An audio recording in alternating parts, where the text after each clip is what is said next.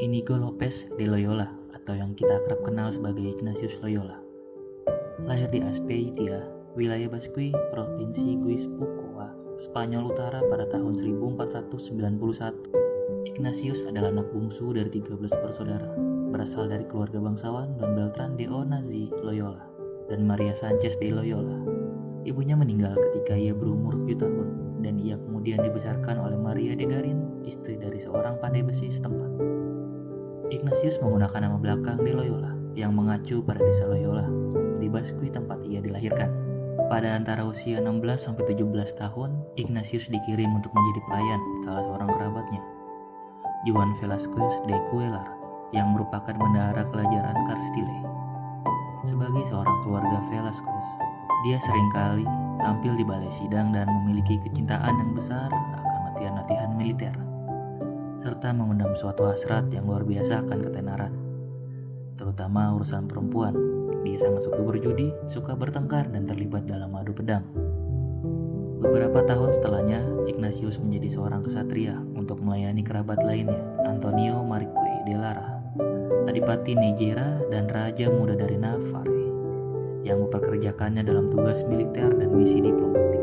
Pada tanggal 20 Mei, dalam pertempuran Pamplona, ketika pasukan ekspedisi Prancis Navarra menyerbu benteng Pamplona, sebuah bola meriam mengenai Ignatius, melukai satu kakinya dan mematahkan kaki lainnya, membuat Ignatius terluka parah. Ignatius pun dibawa kembali ke kastil ayahnya di Loyola, dan demi memulihkan kakinya tersebut, ia menjalani sejumlah operasi bedah.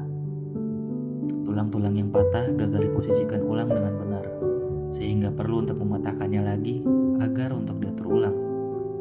Semua dilakukan tanpa anestesi karena belum dikenal pada saat itu. Hingga pada akhirnya rangkaian operasi tersebut menyebabkan satu kakinya lebih pendek dari yang lainnya, dan Ignatius pun menjadi pincang sepanjang sisa hidupnya, dan karir militernya berakhir. Selama masa panjang pemulihannya dari pembedahan, ia sangat bosan dan meminta beberapa bacaan untuk mengisi waktu pemulihannya. Namun bacaan tentang romansa dan kesatriaan yang ia inginkan tidak tersedia, dikarenakan semua rumah sakit pada zaman itu dikelola oleh tarekat religius. Membuat hanya ada bacaan tentang kehidupan Yesus Kristus dan kehidupan orang-orang kudus. Tidak ada pilihan lain, Ignatius pun mulai membacanya. Hingga akhirnya membuat Ignatius merasakan suatu panggilan akan kehidupan religius. Dan melalui banyak perenungan, Ignatius akhirnya memutuskan untuk mengikuti kesederhanaan para orang suci. Sebagai tindakan untuk penebusan dosanya, pada tahun 1522, Ignatius pergi ke biara Benediktin Montserrat, timur laut Spanyol. Dan selama 3 hari berada di sana, ia berdoa dengan tekun dan memohon ampun atas semua dosanya, lalu membagikan seluruh hartanya kepada kaum miskin.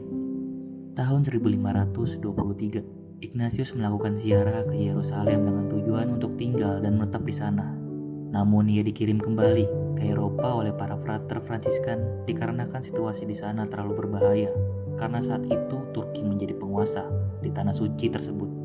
Pada saat berusia 33 tahun, Ignatius memutuskan untuk memasuki seminari, dan ia harus kembali bersekolah untuk belajar bahasa Latin sebagai persiapannya masuk ke perguruan tinggi dan melanjutkan universitas di Akala. Ignatius sempat ditahan karena ia berkhotbah di jalan-jalan ketika ia belum ditabiskan sebagai imam. Setelah Ignatius pindah ke Paris dan meneruskan pelajarannya di Universitas Paris, disinilah ia bertemu dan tinggal bersama Franciscus Xaverius dan Peter Faber. Ignatius banyak memberikan pengajaran atau pengarahan kepada mereka, yang mana nantinya ini dikenal sebagai latihan rohani. Pada tahun 1539, bersama dengan Franciscus Xaverius dan Petrus Faber, Ignatius membentuk Serikat Yesus. Kemudian disetujui oleh Paus Paulus ketiga pada tahun 1540. Dan Ignatiuslah yang terpilih sebagai superior jenderal pertama tarekat Yesuit. Ignatius pun mengutus rekan-rekannya sebagai misionaris pergi ke berbagai tempat mewartakan Injil. Dan salah satu karya pelayanan Yesuit yang paling terkenal adalah dalam dunia pendidikan, di mana mereka banyak mendirikan sekolah yang dimaksudkan sebagai pendidikan para calon Yesuit yang baru.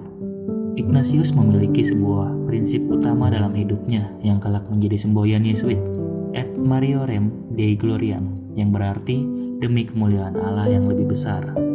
Pada musim panas 1556, kesehatan Ignatius memburuk Walau begitu ia terus memimpin ordonya sampai wafatnya pada Juli 1556, lalu dikuburkan dalam gereja Maria della Strada yang kemudian menjadi gereja Gesù Roma. Selama hidupnya, Ignatius Loyola telah mempraktikkan suatu bentuk doa yang kemudian diterbitkan dalam latihan spiritual. Ignatius Loyola dibeatifikasi oleh Paus Paulus kelima pada tahun 1609 dan dikanonisasi oleh Paus Gregorius ke-15 pada tahun 1622. Lalu pada tahun 1922, ia dinyatakan sebagai pelindung semua retret spiritual oleh Paus Pius ke-11. Dan Santo Ignatius dihormati juga sebagai santo pelindung para prajurit tentara. Pesta peringatan Santo Ignatius dirayakan oleh gereja pada tanggal 31 Juli bertepatan pada hari wafatnya.